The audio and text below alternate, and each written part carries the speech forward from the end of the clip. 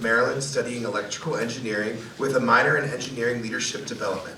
She has her third year semester facilitating for Greeks Care, a student organization that has given hundreds of Penn State fraternity and sorority members the tools to examine their roles in preventing sexual violence. Additionally, Erika serves as committee director for Penn State Line Ambassadors, a special events captain for Thon, an engaged peer educator, and a former vice president of event management for Delta Kappa, chapter of Alpha Delta Pi. Erika is speaking about the climate of sexual violence at Penn State and how the university can work to create a safer community. She looks forward to exploring the potential of Penn State students and the State College community. Before we invite Erika to come out on stage to present, we would like to first mention that her speech does concern very sensitive subject matter, sexual violence. If at any time you feel uncomfortable or cannot listen any further, we invite you to step out into the lobby for the duration of the speech and return when you feel comfortable. Please welcome Erika Long.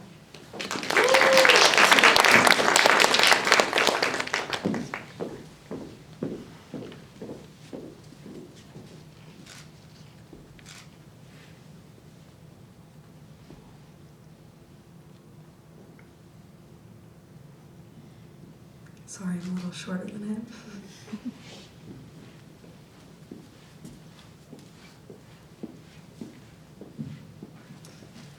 We should be outraged.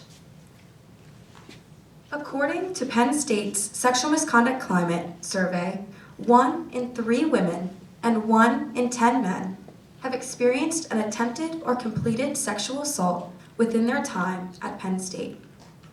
In only 4 short years, so many individuals have a similar traumatic experience.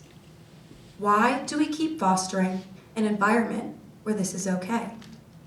Why are we perpetuating sexual violence?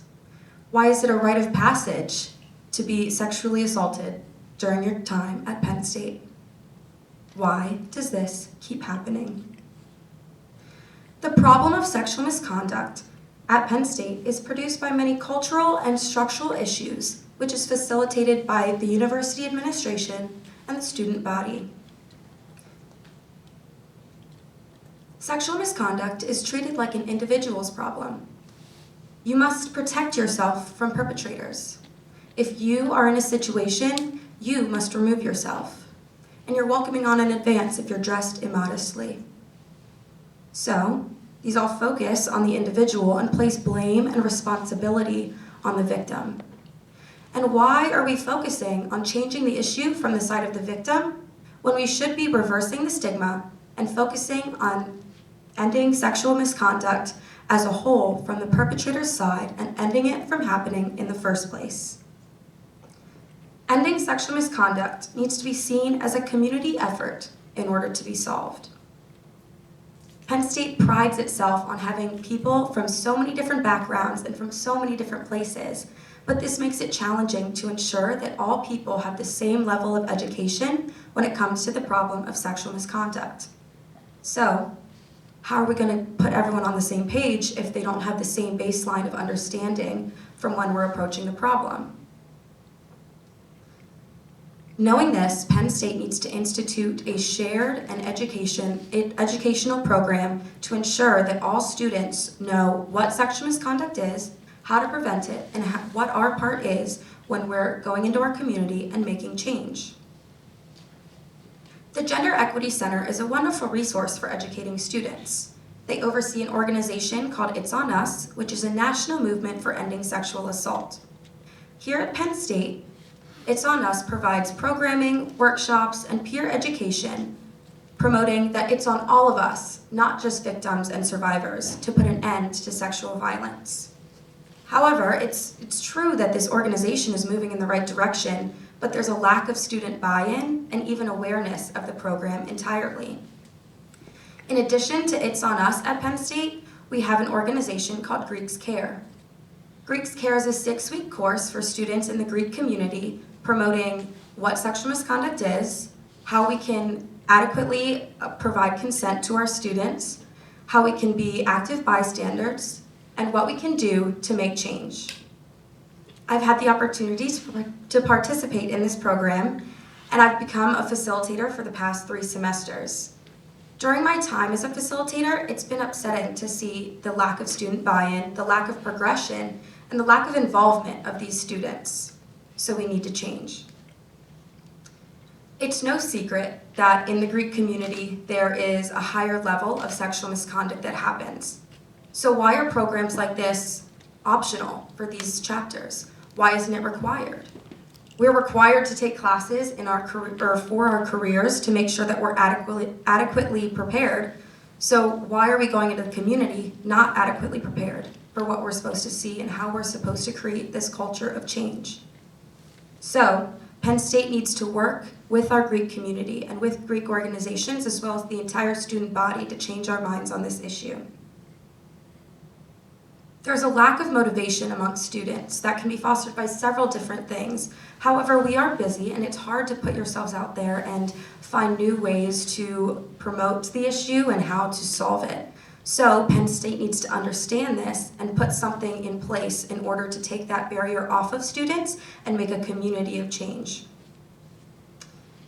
It is challenging to voluntarily educate yourself, and so Penn State's curriculum needs to change to reflect this issue and how we're going to be a community in the change. Penn State should institute several different prevention methods as well as a course similar to Greek's Care in order to do so. Michigan State University is a leader in the collegiate fight against sexual assault. They've instituted a 4-year program for all students throughout their entire time at Michigan State in order to combat the issue. This was put into place in 2019, and they've seen a decline in their sexual misconduct rates throughout their surveys that they put out every year. Penn State should work with the university administration as well as the Office of Fraternity and Sorority Life, Student Affairs, and the Gender Equity Center in order to put a similar program into place. For Penn State to change students' minds and to be seen as a leader in the community effort in ending sexual misconduct, the entire community must shift their attitude around the problem. Once universal education is put into place, there will be no gray area for what students need to do to take awareness and to prevent the issue. There will be no gray area in what resources you need to go to when you may be helping a friend out. And there will be no lack of workshops and programming so that students can know where to go to get involved and to make a change. There will be a shift from individually tackling what may seem to be an impossible problem to a community-driven effort for change. These aren't just statistics, these are people. These are Penn Staters. And together, at Penn State, we can change the culture and work to build a safer community. Thank you.